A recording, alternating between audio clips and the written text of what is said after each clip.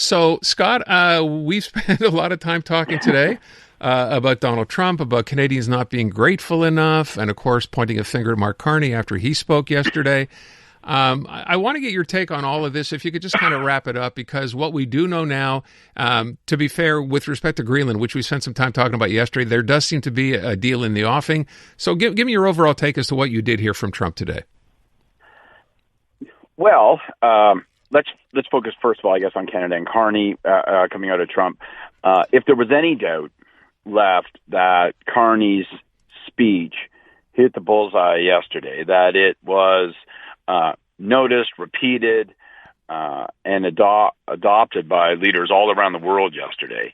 Well, that doubt completely vanished today when Trump just went off script and brought Canada up. So we can be certain that it had real impact because Trump felt motivated to address it. And you know, what can you say about the way in which he addressed it, right? I mean, this is typical Trump, and he literally sounds like a mob boss, right? You know, just remember next time when you go to make a statement, Mark, just remember that. I mean, it's an overt, it's like Tony Soprano's, like nice little place you got here. Be ashamed if something happened to it, I mean, that's literally what he's saying, which, by the way, also echoes precisely what Carney said yesterday, which his fundamental point was, look, I know for 80 years we've lived in a world where,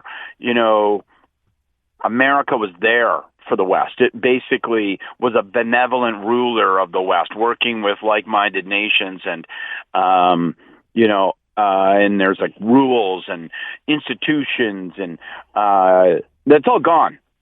That was what he was saying. He's like, that's all gone. The only principle left now is one where the likes of America, the likes of China, those that have real size and scale and weight, where might makes right. That's what. And so the rest of us, Canada, Spain, Mexico, France, Greenland, we're just going to have to figure it out on our own. And sometimes, sure, we may get pushed to the wall and have to stand on principle, but a lot of the time, we're going to have to work with others, see if we can kind of protect ourselves by getting in a circle. So, we're going to have to compromise and make concessions. We're going to have to bite down on our tongue when we really want to scream at the heavens and yell and tell them to go fly a kite. That's the world we're in. And Trump proved the point. He proved the point with his belligerence and bullying today.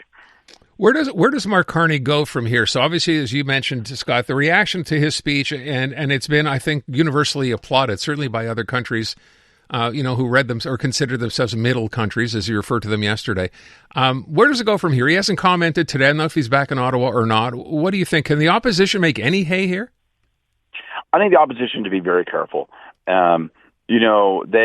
They can't really criticize Carney. And, they can sort of do the knee-jerk thing and say, off on fancy ski resort, but the world's richest. But, it's not like Carney's talking about the price of yachts. He is taking on Trump. The opposition can't look like they disagree with that. Not only that, he's addressing an issue that's on the minds of every single person.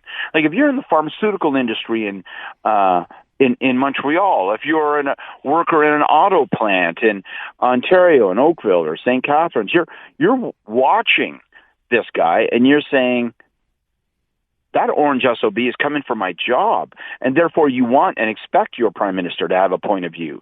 And so I think it's very difficult for the opposition to push back. In terms of what Carney's going to do next, here's, I think, the great unasked question about Carney's speech yesterday. And everyone has applauded it. You're right. And he seemed to crystallize a few things that world leaders were struggling to say. And he kind of put it all together in a coherent fashion. New York Times ran his entire speech, so it got traction. But the unanswered question is, will any of it work? His analysis is so bleak if you peel it back. You got the likes of China and America, and the only thing that they care about is their own narrow self-interest. They will not hesitate to impose their will. So if you accept that logic, then why, if you're going to be clear-headed about it, why would you imagine that we can work in an ad hoc way with a few other countries and that's going to push him back? Or the problem is, will his prescription work? Okay, we'll build some ports, we'll do our own energy infrastructure, we'll work with other markets, we'll work with other countries. Is that going to be sufficient? I think that's the great unanswered question. He's going to go back to doing all those things. And it's the best plan that we have. But sometimes the best plan still isn't a plan that works, not against somebody like Trump. To your point, though, I mean, that's the abstract, right, about making it work. If you start announcing deals outside of the China EV deal, once you can say, look, we have a deal here, we have a deal there, look what we're building here, I think then people will come around. But that's not where we're at yet. Not yet. And, I know from speaking with Carney in his office, to a degree, their attitude is, hey, for Pete's sake, we haven't even been here a year, right? Like, look at what we've done. We've had to respond to a breakdown of 80 years of order. We have cut deals with Qatar, with China. We're working more closely with Europe. The guy goes to every country basically with a pot and says, hey, would you mind throwing some cash in here? We want to build like ports and infrastructure. So we're doing those things, taking those steps.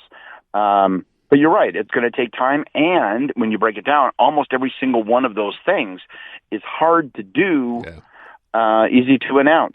So, he's going to get marked on that, no question. I didn't want to keep going, but I did want to ask, because I saw Doug Ford calling a press conference today again. He's still going on, of course, about the Chinese EV deal. And then I saw people from the auto industry in Canada getting up there basically, echoing what he said. Is this likely to go on? I mean, this is a done deal. So what's the point now of getting up and doing this every day? Well, look, I think it is a problem for Carney. I think, it chips away. It raises questions, people's minds. Like, I'm sitting around, my mom's sitting around watching this going, okay, I don't know, like, what's the right thing to do here? Like, Chinese cars sound bad. On the other hand, Trump seems to be driving us to deal with the likes of these characters. I think in the end, we'll see that one of two things is going to happen. Either this will be the salvation for the auto industry in Canada because it will give those workers plants to work in, and we'll try to put in protections for those vehicles and so on and so forth. Or more likely, in my view, is none of it really happens. What instead happens is that Carney has given himself leverage and talks with Trump.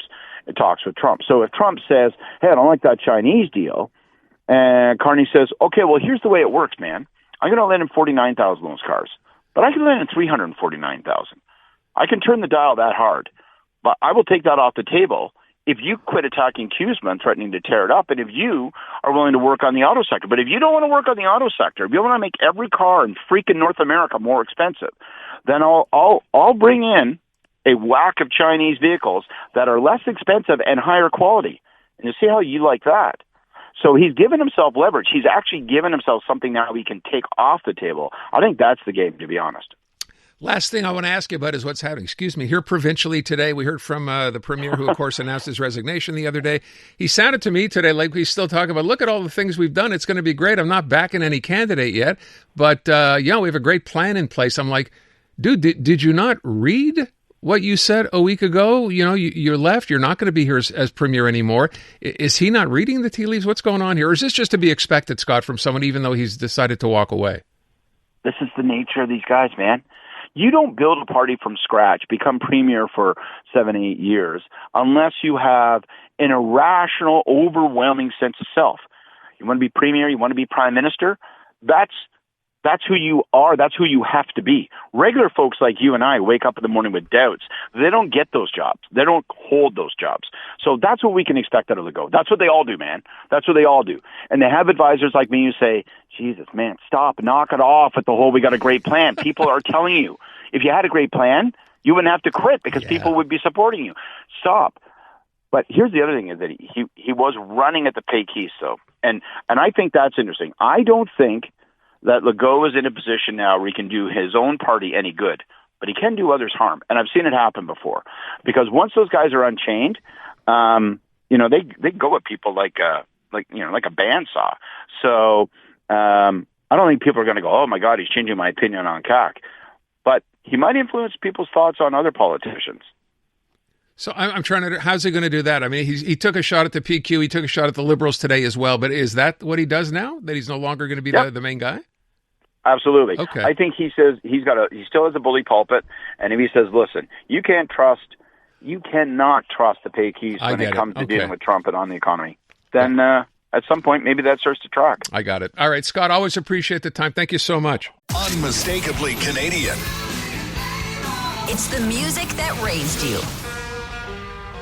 The artists raising the bar. Hi, this is Bryan Adams. Hey, my name's Brett Emmons. I'm from the Glorious Sons. Hi, I'm Nelly Furtado. Made in Canada. The station that champions Canadian music. Loud, proud, and all yours. No passports required. Just press play. Tap into Made in Canada now on iHeartRadio.ca Or the free iHeartRadio app.